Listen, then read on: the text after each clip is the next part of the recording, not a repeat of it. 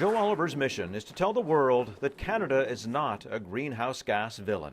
By any measure, Canada is taking great strides to protect our environment through tough new laws and investments in science that is world-leading. It was at the end of a European tour that was all about defending the oil sands. Timely, because the EU is considering imposing a fuel quality directive, a kind of tax penalty that would be levied on crude from Alberta's bitumen deposits, a declaration that it's dirtier than other sources of oil and a bigger producer of greenhouse gases.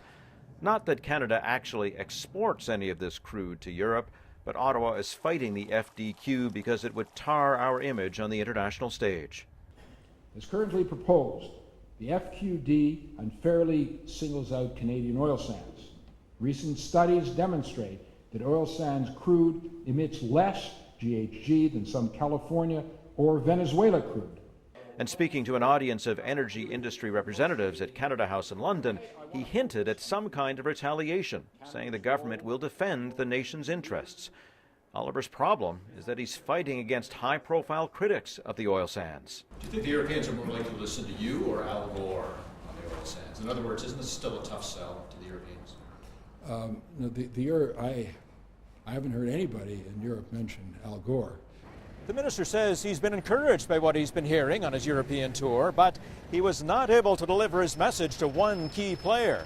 While in Brussels, he asked for a meeting with the EU Climate Commissioner, Connie Hedegaard. She's the person in charge of the whole debate over the Fuel Quality Directive. Oliver was told she wasn't available. Environmentalists back home think Oliver is on the wrong side of the argument over the oil sands. We're allowed them to expand without concern for toxic emissions and leaks into the rivers and lakes in the north of Alberta. We should be ashamed of what we've allowed to happen there. This all comes as Canada is in the final stages of delicate negotiations with the EU for a possible free trade agreement. The Natural Resources Minister says the spat over the oil sands is being treated as a separate issue. Sean Mallen, Global News, London.